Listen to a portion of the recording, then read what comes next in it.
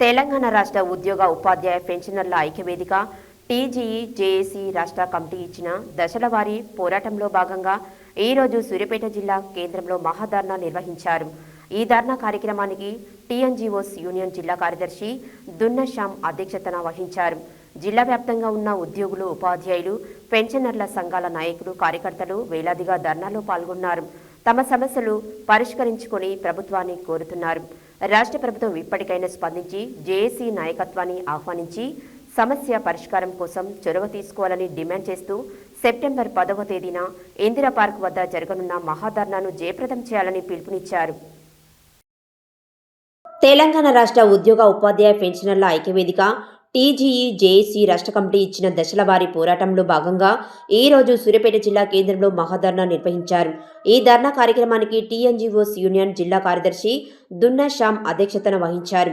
జిల్లా వ్యాప్తంగా ఉన్న ఉద్యోగులు, ఉపాధ్యాయులు, పెన్షనర్ల సంఘాల నాయకులు, కార్యకర్తలు వేలాదిగా ధర్నాలో పాల్గొన్నారు. తమ సమస్యలు పరిష్కరించాలని ప్రభుత్వాన్ని కోరుతున్నారు. రాష్ట్ర ప్రభుత్వం ఇప్పటికైనా స్పందించి జేఏసీ నాయకత్వాన్ని ఆహ్వానించి సమస్యల పరిష్కారం కోసం చొరవ తీసుకోవాలని డిమాండ్ చేస్తూ సెప్టెంబర్ 10వ తేదీన ఇందిరా పార్క్ వద్ద జరగనున్న మహాధర్నాను జయప్రదం చేయాలని పిలుపునిచ్చారు.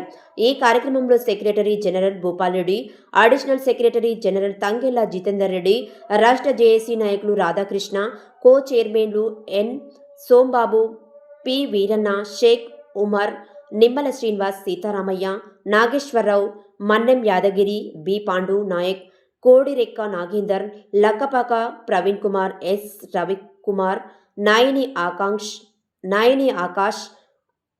ఆకాష్ వర్మ, మడిపడిగ సైదులు, డి బాలునాయక్, బంధం వెంకటేశ్వర్లు, సుంకరి అనిత, పద్మావతి, వెంకటరమణ, పి శ్రీనివాస్ రెడ్డి, బీబీ గ్రామ్ ఉద్యోగులు రామకృష్ణారెడ్డి, శ్రీరాములు, నాగయ్య, పంచాయతీ కార్యదర్శుల సంఘం ఇంద్రబాబు, శ్రీకాంత్ రెడ్డి, జిల్లా పరిషత్ ఉద్యోగుల సంఘం శ్రీధర్ నాయుడు, ఎస్సీ/ఎస్టీ ఉపాధ్యాయ సంఘం అధ్యక్షులు అయోధ్య, ఇరిగేషన్ ఉద్యోగుల సంఘం భూపతి, వెంకటయ్య, రాష్ట్ర నాయకులు డాక్టర్ బంటు గోపి, రేపక లింగన్న, పబ్బతి వెంకటేశ్వర్లు, మర్యాద సైదులు తదితర ఉద్యోగ సంఘ నాయకులు పాల్గొని ధర్నాని విజయవంతం చేశారు.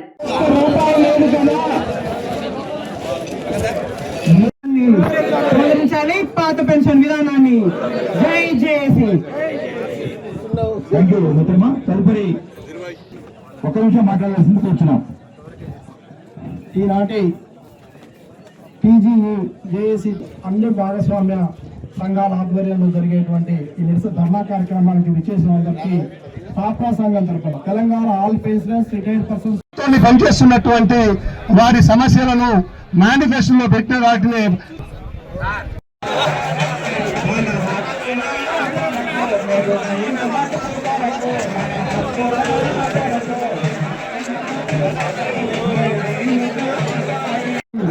ప్రభుత్వం ఏం చేస్తుందంటే రిటైర్ అయిన వారికి రిటైర్ బెనిఫిట్స్ ఇవ్వకపోవడం, తర్వాత ఈ విధంగా మళ్ళీ ఇక్కడ హెల్త్ కార్డ్స్ అనేటువంటిది ప్రధాన సమస్య అయిపోయింది. వృద్ధాప్యం వచ్చిన తర్వాత అనేక రకాలైనటువంటి ఆరోగ్య సమస్యలు వస్తాయి. ఉద్యోగులు అంటే చులకన మా బెనిఫిట్స్ ఆపుట మీకు తగునా, ఉద్యోగులు మన వేదనతో ప్రాణాలు పోతుంటే మనం పలకరు ఇది ఏమి పాలన, ఎన్ని రోజులు ఈ వేదన మరి ఎన్నడు తీరు మరోదన, ఎన్ని రోజులు ఉద్యోగములోన చేరినాం మేము ఉత్తమ సేవలందించినాం,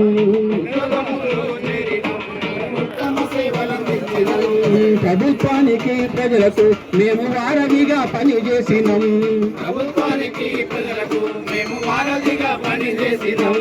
బదిలీలు అయితుంటే సర్దుకున్నాం, భార్య పిల్లలతోటి బయలుదేరినాం, జీతపత్యాలతో బతికిచ్చినాము, నేడు దిగిపోయి దిగులుగా చూస్తున్నాము.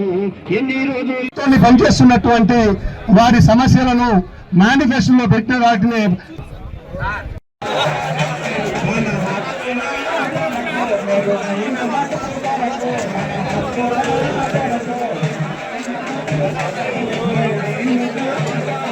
కూడా ఇంకా చెల్లించలేదు.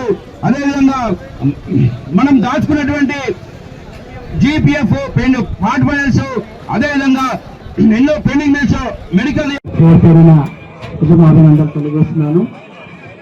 కాంగ్రెస్ ప్రభుత్వం 2023లో తమ మేనిఫెస్టోలో భాగంగా సిపిఎస్ రద్దు అంశాన్ని పెట్టడం జరిగింది. ఆల్రెడీ 6 రాష్ట్రాల్లో ఎక్కడైతే కాంగ్రెస్ అధికారంలో ఉందో అక్కడ సిపిఎస్ విధానాన్ని రద్దు చేయడం జరిగింది. దక్షిణాది రాష్ట్రాలలో తెలంగాణ అదేవిధంగా కర్ణాటకలో మేము అధికారంలో రాగానే సిపిఎస్ ను రద్దు చేస్తామని చెప్పడం జరిగింది. కానీ ఇప్పటికీ తెలంగాణలో 2.5 సంవత్సరాలు గడిచినప్పటికీ సిపిఎస్ విధానంపై వారు ఎలాంటి నిర్ణయం తీసుకోకపోవడం చాలా బాధాకరం. ఎందుకంటే ఏ ప్రభుత్వ ఉద్యోగి అనేవాడు తన యంగేజ్ లో ఉద్యోగానికి వస్తాడు. దగ్గర 30 నుంచి 35 సంవత్సరాల సర్వీస్ ను ప్రభుత్వం కోసం చేస్తాడు. ప్రభుత్వ ఉద్యోగి అంటే ఎవరు బయట వ్యక్తి కాదు, ప్రభుత్వానికి ప్రజలకి మధ్య వారధిగా పనిచేసే వాడే ప్రభుత్వ ఉద్యోగి. అదేవిధంగా ప్రభుత్వం తీసుకొచ్చే పాలసీలను ప్రజల్లోకి తీసుకెళ్లేది కూడా ప్రభుత్వ ఉద్యోగి. కాబట్టి అటువంటి ఉద్యోగికి రిటైర్ అయిన తర్వాత పెన్షన్ అనేది ఉండాలి.